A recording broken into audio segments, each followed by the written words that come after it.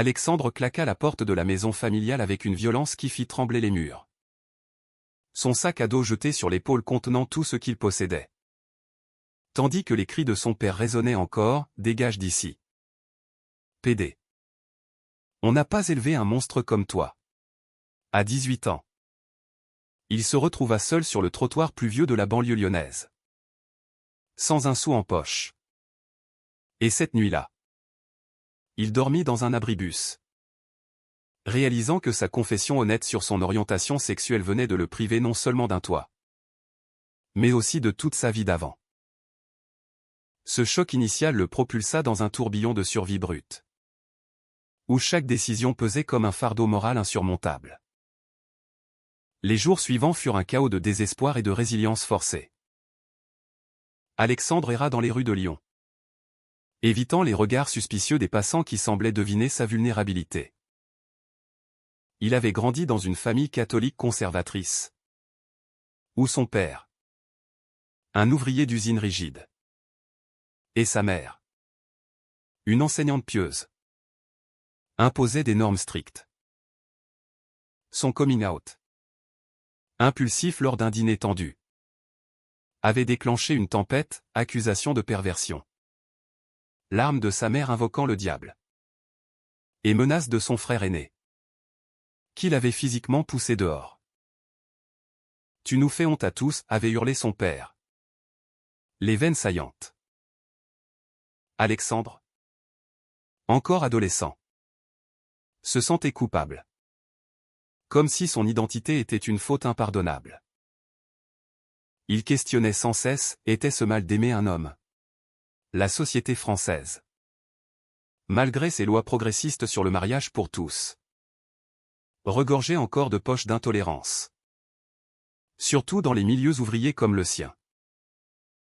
Pour survivre, il trouva refuge dans un centre d'accueil pour jeunes LGBT à Lyon. Un lieu discret financé par des associations. Là, il rencontra d'autres comme lui. Des histoires de rejet familial qui miroitaient la sienne. Une animatrice, Sophie, une femme d'une quarantaine d'années au tempérament maternel, l'aida à obtenir des papiers pour un emploi précaire comme serveur dans un café du Vieux-Lyon. Chaque service était une épreuve, sourire aux clients homophobes qui lançaient des blagues déplacées. Ignorer les regards insistants. Intérieurement, Alexandre bouillonnait de rage et de tristesse. Il se rappelait les dimanches à l'église, où le prêtre prônait l'amour inconditionnel. Un concept qui semblait s'évaporer face à la réalité de son orientation. Pourquoi Dieu m'a-t-il fait ainsi si c'est pour me punir, se demandait-il lors de nuits insomniaques.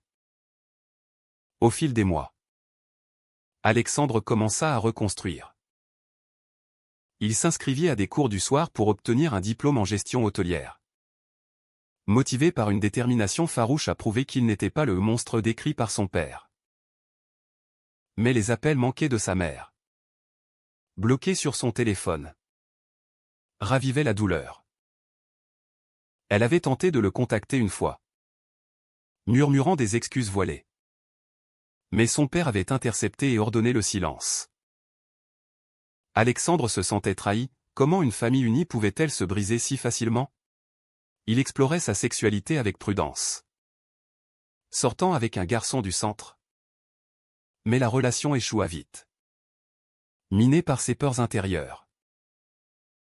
Je ne mérite pas l'amour, pensait-il. Un mantra destructeur issu de son éducation.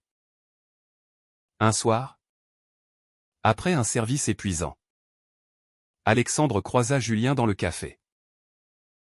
Julien, un graphiste de 22 ans originaire de Paris, commanda un espresso avec un sourire désarmant. Leurs regards se croisèrent. Et pour la première fois depuis son expulsion, Alexandre sentit une étincelle d'espoir. Julien, ouvertement gai et issu d'une famille libérale, incarnait tout ce qu'Alexandre enviait, confiance, acceptation de soi. Leur conversation débuta banalement sur le temps pluvieux mais dévia vers des sujets profonds. Julien parla de ses propres luttes contre les stéréotypes au travail.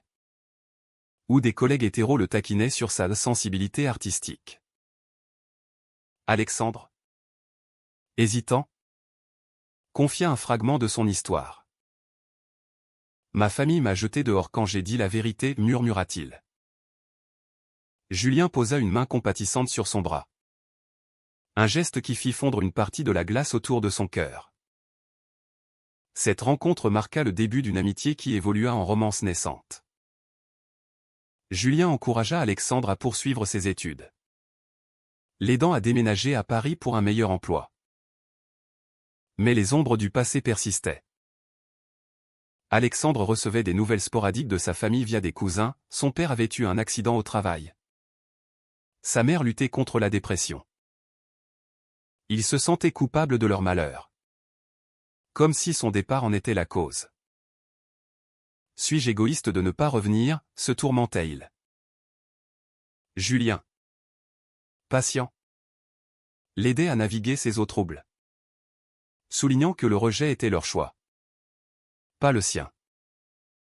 Pourtant, Alexandre luttait contre une voix intérieure qui l'accusait de trahison familiale. À Paris, Alexandre décrocha un poste de manager dans un hôtel branché du Marais. Quartier gay-friendly. La vie semblait s'améliorer. Mais les pressions sociales ressurgissaient. Lors d'une manifestation pour les droits LGBT, il vit des contre-manifestants brandir des pancartes homophobes, rappelant les sermons de son enfance. Julien et lui affrontèrent ensemble ces défis, leur relation se renforçant à travers des discussions tardives sur l'identité et la morale. Alexandre apprenait à s'accepter. Mais chaque appel ignoré de sa mère était une dague. Peut-être qu'un jour, ils changeront, espérait Julien. Alexandre, sceptique, redoutait que le pardon ne vienne qu'avec des conditions. Les années passèrent. Et Alexandre, maintenant dans la trentaine, avait bâti une carrière solide. Il dirigeait son propre hôtel-boutique à Paris. Un succès forgé par des sacrifices, nuits blanches, relations éphémères avant Julien, et une thérapie pour guérir ses traumas. Julien, son partenaire stable, travaillait comme freelance. Leur couple symbolisant une victoire contre l'adversité. Mais un email inattendu de son frère brisa l'équilibre, « Papa est malade. On a besoin de toi. » Alexandre, le cœur serré, se demanda si c'était un piège ou une olive branche. La tension montait, annonçant des confrontations imminentes. L'email de son frère, Marc, atterrit dans la boîte de réception d'Alexandre comme une bombe à retardement. Papa a un cancer. Stade avancé. Maman est effondrée. On doit payer les traitements. Mais on n'a pas les moyens. Reviens. S'il te plaît. Alexandre relut les lignes plusieurs fois. Assis dans son bureau surplombant la scène. Julien à ses côtés. À 32 ans. Il avait reconstruit sa vie. Mais ce message ravivait des cicatrices profondes, le rejet, la solitude. Et maintenant, une demande implicite d'aide financière. Ils me veulent pour mon argent? Pas pour moi, murmura-t-il. Les larmes aux yeux. Julien, toujours rationnel, conseilla la prudence, réfléchis bien. C'est peut-être une opportunité de guérir. Ou une manipulation. Alexandre décida d'appeler Marc. Après des années de silence. La conversation fut tendue. Pleine de reproches voilés. Marc, marié avec 2 enfants, travaillait comme mécanicien et peinait financièrement. On regrette ce qui s'est passé. Alex. Papa a changé. Il parle de toi souvent. Alexandre doutait, changer comment? Avait-il accepté son homosexualité? Ou juste besoin de son succès? Il se rappelait les disputes d'enfance. Ou Marc, l'aîné protecteur, avait tourné le dos lors de l'expulsion. Tu aurais pu me défendre, lança Alexandre. Marc soupira, j'avais peur de papa. Mais maintenant, on est une famille en crise. Ce mot, famille, sonnait creux pour Alexandre, qui avait trouvé une nouvelle famille en Julien et leurs amis LGBT. Les jours suivants, Alexandre lutta avec un conflit intérieur déchirant. D'un côté, le devoir filial, ancré dans son éducation catholique, honorer ses parents. Pardonner. De l'autre, la colère légitime contre des années d'abandon. Il consulta un thérapeute, qui souligna les dynamiques toxiques, le pardon n'est pas obligatoire si ça te détruit. Julien, soutenant, partagea sa propre histoire, ses parents avaient accepté son orientation sans drame. Mais il avait vu des amis brisés par des familles homophobes. Ne te sacrifie pas pour eux, dit-il lors d'une promenade au jardin des Tuileries. Alexandre, embrassant Julien publiquement, un acte qu'il n'aurait jamais osé adolescent, se sentait fort, mais vulnérable. Finalement, Alexandre accepta de rencontrer sa famille à Lyon. Le voyage en TGV fut un calvaire. Des flashbacks assaillant son esprit, la porte claquée. Les insultes. À l'hôpital, il trouva son père amaigri, branché à des machines. Fils, croassa-t-il, les yeux humides. Alexandre, figé, répondit froidement, je suis venu voir. Sa mère, vieillie par le chagrin, le serra dans ses bras, murmurant des excuses. On a eu tort. Alex. La société nous a influencés. L'Église aussi. Mais quand Marc évoqua les factures médicales ou des dizaines de milliers d'euros, Alexandre sentit la trahison. Vous me contactez maintenant parce que j'ai réussi? Où étiez-vous quand je dormais dans la rue? La confrontation éclata dans la chambre d'hôpital. Son père, faible mais obstiné. Admis, j'ai été élevé comme ça. Les gays c'était tabou. Mais voir la mort en face change tout. Alexandre riposta, changer pourquoi? Pour mon chèque? Marc intervint, accusant Alexandre d'égoïsme, tu vis à Paris avec ton ami? Pendant qu'on galère ici. Le mot ami sonnait comme une insulte, révélant que l'acceptation était superficielle. Alexandre, bouillant, quitta la pièce. Julien l'attendant dehors. Ils n'ont pas changé, confia-t-il en pleurs. Julien le consola, tu as le droit de choisir ta paix. De retour à Paris, Alexandre réfléchit à ses options. Payer les traitements signifierait une aide financière massive, vidant ses économies pour l'hôtel. Refuser le rendrait-il monstrueux? Il consulta des amis, certains, issus de familles similaires, conseillaient la distance, d'autres, plus idéalistes, prônaient la rédemption. Julien, neutre, souligna, c'est ta décision. Mais pense à nous. Leur relation, solide depuis 10 ans. Affronter ce test, Alexandre risquait-il de ressusciter des traumas qui pourraient les affecter? Une lettre de sa mère arriva. Détaillant le regret, on a suivi les préjugés de notre génération. Ton orientation n'est pas un péché. On le sait maintenant.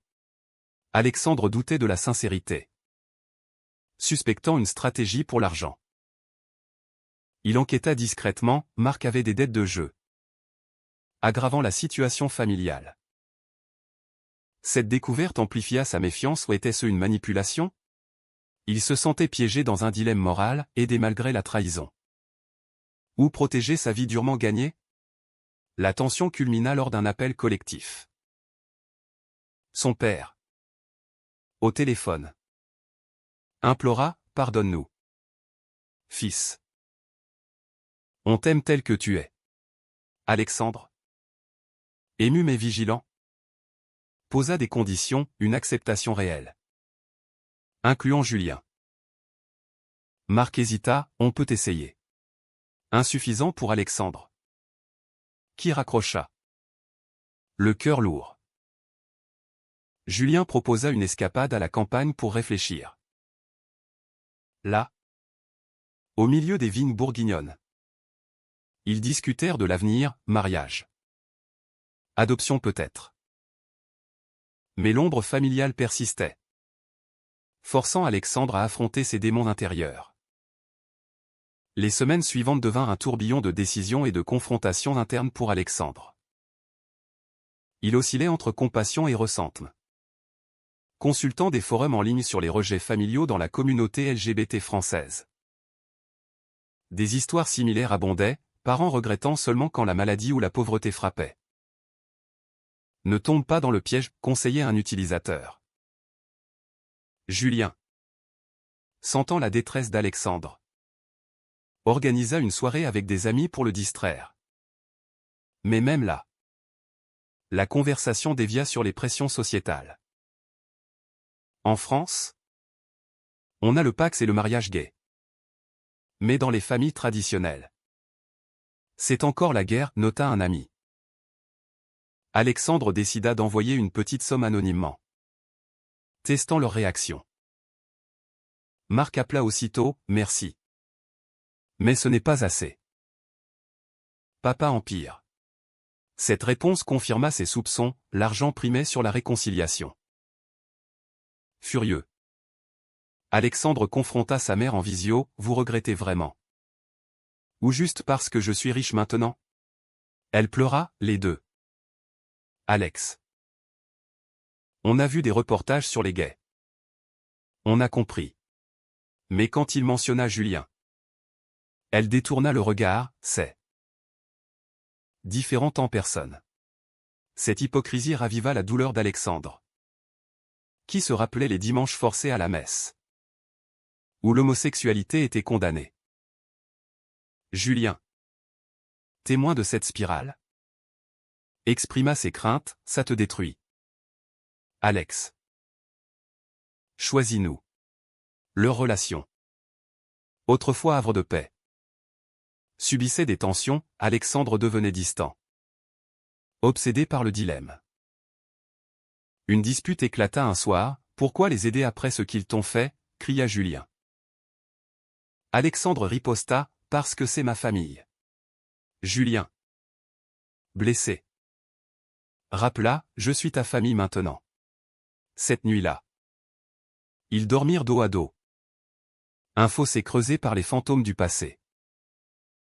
Poussé par Julien, Alexandre contacta un avocat pour explorer des options légales, pouvait-il conditionner l'aide à une thérapie familiale? L'avocat, spécialisé en droit LGBT, avertit, souvent. Ces retours sont opportunistes. Protège-toi. Inspiré, Alexandre proposa un rendez-vous à Lyon avec Julien. Si vous voulez mon aide, acceptez-nous comme couple. Marc accepta à contre-cœur. Mais son père refusa, pas sous mon toit. Cette ligne rouge força Alexandre à trancher, il envoya une somme modeste pour les traitements. Mais coupa les ponts émotionnels. Je paie pour soulager ma conscience. Pas pour acheter votre amour, écrivit-il. La réaction fut explosive. Marc l'accusa d'ingratitude, après tout ce qu'on t'a donné enfant. Alexandre rit amèrement, vous m'avez donné la rue. Sa mère, intermédiaire, tenta une médiation, mais échoua. Alexandre, libéré partiellement, se concentra sur son hôtel, lançant une initiative pour soutenir les jeunes LGBT sans abri. Julien et lui renforcèrent leurs liens, planifiant un voyage en Provence pour se ressourcer. Pourtant, des doutes persistaient, avait-il fait le bon choix? La société française, avec ses débats sur la PMA et l'adoption pour couples gays, amplifiait ses questionnements moraux. Un appel urgent de l'hôpital changea tout, son père était en phase terminale.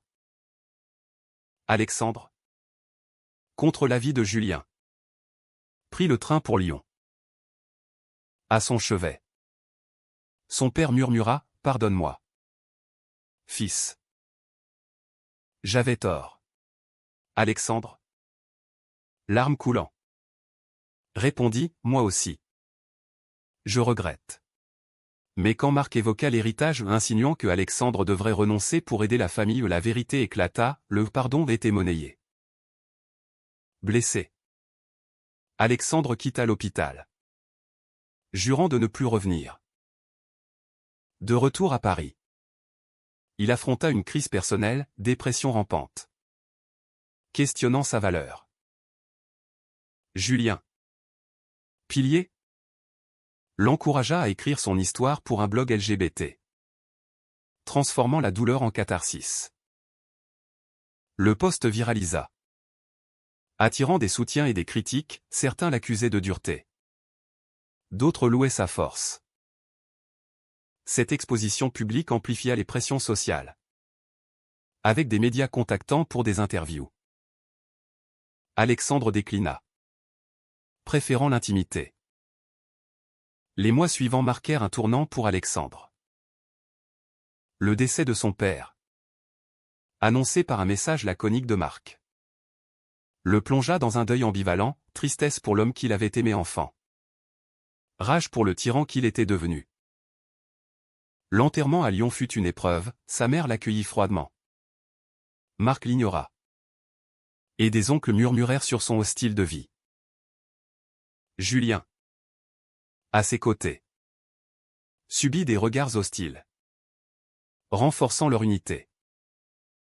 On rentre, décida Alexandre, refusant de prolonger le supplice. Sur le chemin du retour, il réalisa que le pardon n'était pas un dû, mais un choix personnel. À Paris, Alexandre canalisa son énergie dans son hôtel, le transformant en refuge inclusif avec des événements LGBT. Julien, fier, collabora sur des designs. Leur couple émergea plus fort, discutant mariage, malgré tout. « Je tais-toi, » dit Alexandre. Mais des lettres de sa mère persistèrent, mélangeant regret et demande d'argent. Il les ignora, priorisant sa santé mentale. Une thérapie de couple aida à naviguer les résidus de trauma, soulignant que les choix familiaux n'étaient pas les siens. Des années plus tard, Alexandre reçut un appel de Marc, endetté. Il implorait de l'aide. Pour les enfants, plaida-t-il. Alexandre, maintenant père adoptif avec Julien, refusa poliment, « J'ai ma propre famille maintenant. » Cette décision finale, douloureuse mais affirmée, c'est là la rupture. Il se sentait libéré. Ayant payé le prix de son authenticité, solitude initiale contre liberté ultérieure.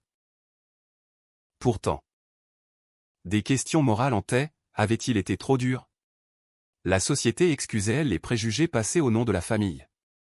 Alexandre, en paix, savait que son chemin inspirait d'autres, des jeunes le contactaient, partageant des histoires similaires. Le pardon familial est-il obligatoire quand il est motivé par l'intérêt plutôt que par l'amour véritable?